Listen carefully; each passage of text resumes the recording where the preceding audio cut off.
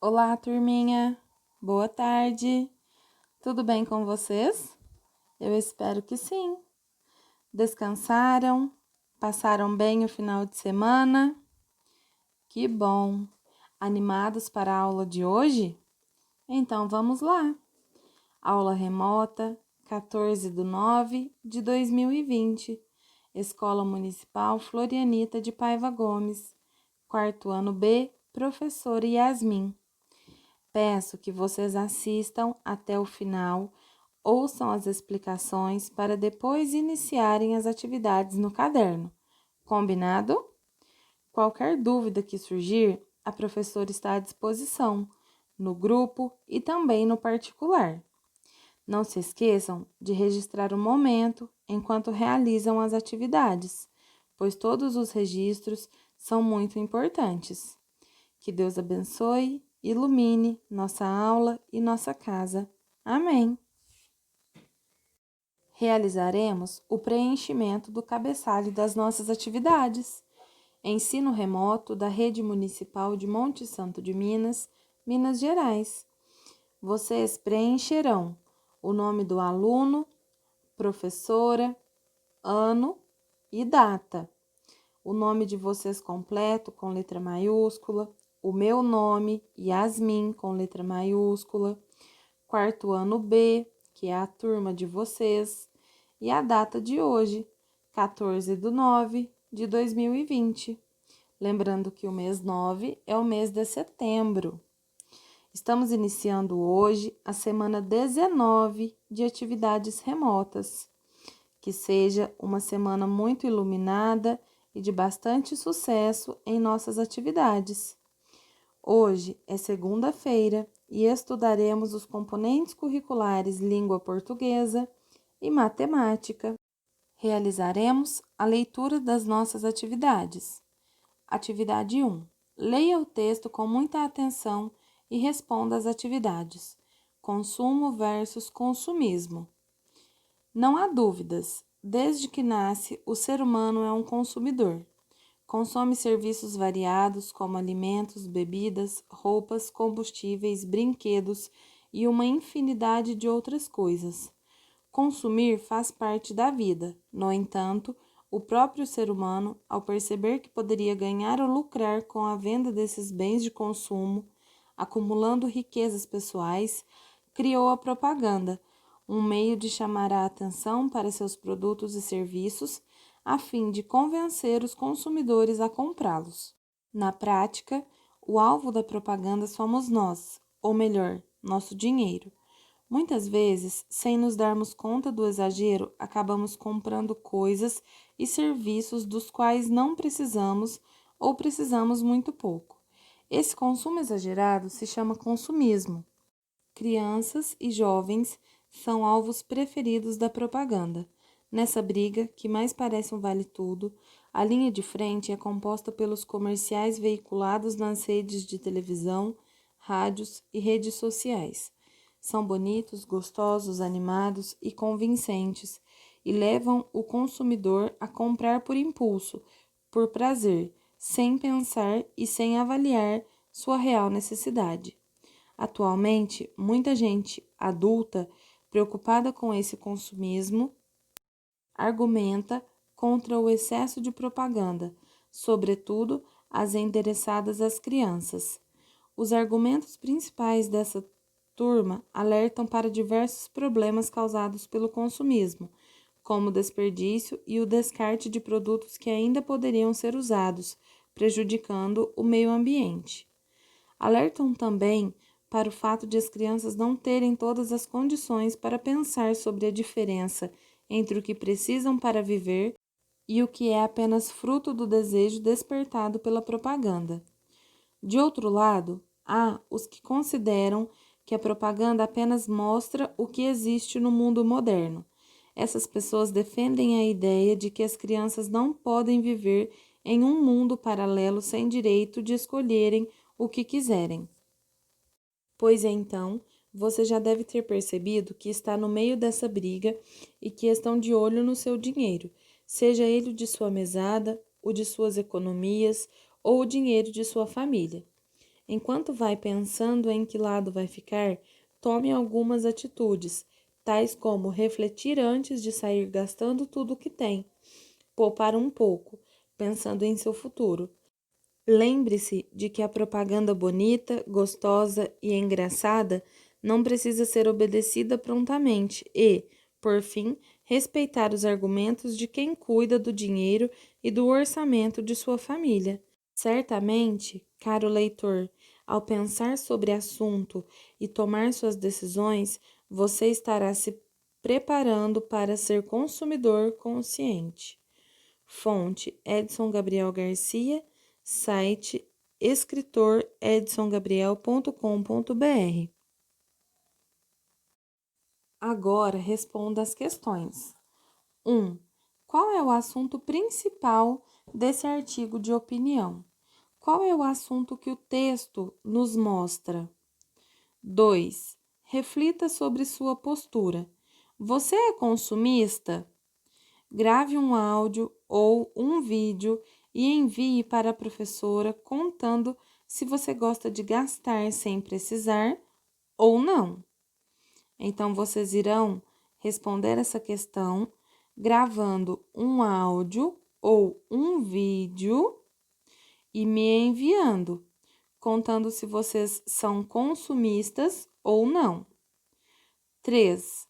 O consumo exagerado chama-se A. Consumidor, B. Consumista, C. Controlador, D. Consciência. Qual é o nome do consumo exagerado, de acordo com o artigo de opinião que nós fizemos a leitura? 4. Por que o autor afirma que o alvo preferido das propagandas são as crianças e os jovens? A. Porque eles têm muito dinheiro. B. Porque eles compram por impulso, por prazer. C. Porque eles têm consciência do gasto. D. Porque eles usam tudo que compram. Por que o autor afirma que as crianças e os jovens são os alvos preferidos das propagandas? Vocês irão marcar a alternativa correta. 5. Qual é a opinião do autor sobre a postura que o leitor deve ter diante do consumo? A. Refletir antes de sair gastando tudo. B. Gastar tudo o que tem. Qual é a opinião do autor neste texto a respeito da postura, da maneira que o leitor deve ter diante do consumo? Marquem para mim a alternativa correta. 6. Um artigo de opinião apresenta, além da posição do autor, fatos que informam o leitor sobre o assunto abordado. Escreva O para a alternativa que mostra uma opinião do autor e F para que apresenta um fato. A. Esse consumo exagerado se chama consumismo. É um fato ou uma opinião do autor? B. Propaganda bonita, gostosa e engraçada não precisa ser obedecida prontamente. É um fato ou uma opinião do autor? 7. Com base na leitura do texto e seus conhecimentos, marque um X na alternativa que resume a finalidade de um artigo de opinião. Vocês vão marcar a alternativa que nos mostra, que nos fala qual é a finalidade do artigo de opinião. A. Informar sobre acontecimentos do dia a dia. B. Levar o leitor a refletir sobre um assunto polêmico. Qual é a finalidade de um artigo de opinião? Turminha, no caderno de vocês tem até a questão 8, mas ela é repetida da questão 7, então não precisa respondê-la, tá bom? Atividade 2, número 1. Veja o gráfico abaixo e responda as questões a seguir. Nós temos um gráfico em barras representando chocolates vendidos por semana. Na horizontal, nós temos os dias da semana E na vertical, nós temos os numerais representando cada dia. Os números que representam os dias no gráfico são 0, 100, 200, 300, 400, 500 e 600. Vocês podem notar também que alguns dias da semana estão sem o nome, então vocês podem colocar, tá bom? Nós temos domingo, depois quem vem? Segunda-feira, terça-feira, quarta-feira, quinta-feira, sexta-feira, sábado. Vocês preencham para conseguirem localizar melhor quando forem responder as perguntinhas. Vamos responder as questões que são referentes ao gráfico? A. Qual foi o dia que vendeu menos chocolate? Qual foi o dia que vendeu menos? B. Qual foi o dia campeão de vendas de chocolates? Então, o termo campeão de vendas quer dizer o dia que vendeu mais, o maior número de vendas. C. Qual foi a diferença de vendas entre o dia que vendeu mais chocolates e o dia que vendeu menos? Então, vocês vão olhar no gráfico o dia que vendeu mais e o dia que vendeu menos e vão fazer a diferença. D. Qual foi o total de chocolates vendidos durante toda a semana? Então, qual operação vocês irão realizar para descobrir da semana toda o total de chocolates vendidos? E. Quantos chocolates foram vendidos nos 3 primeiros dias da semana?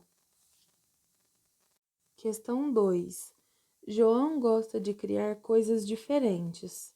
Um dia desenhou a planta de sua casa conforme a figura abaixo. Quais partes da planta da casa de João lembram a figura de um retângulo? Qual é o retângulo? É um sólido geométrico de 4 lados. Vamos observar com bastante atenção a imagem para descobrir quais partes da planta da casa do João são parecidas, lembram a figura de um retângulo. A. Cozinha e banheiro. B. Quarto e banheiro. C. Jardim e garagem. D. Varanda e cozinha. Agora é a vez de vocês realizarem as atividades no caderno de acordo com as explicações das questões. Qualquer dúvida que surgir, eu estou à disposição no grupo e também no particular. Não se esqueçam de registrar o momento enquanto realizam as atividades. Depois é hora de descansar. Família, obrigada pela parceria, apoio e dedicação em nossas atividades remotas. Crianças, parabéns pela dedicação e esforço de vocês. Fiquem com Deus. Até amanhã.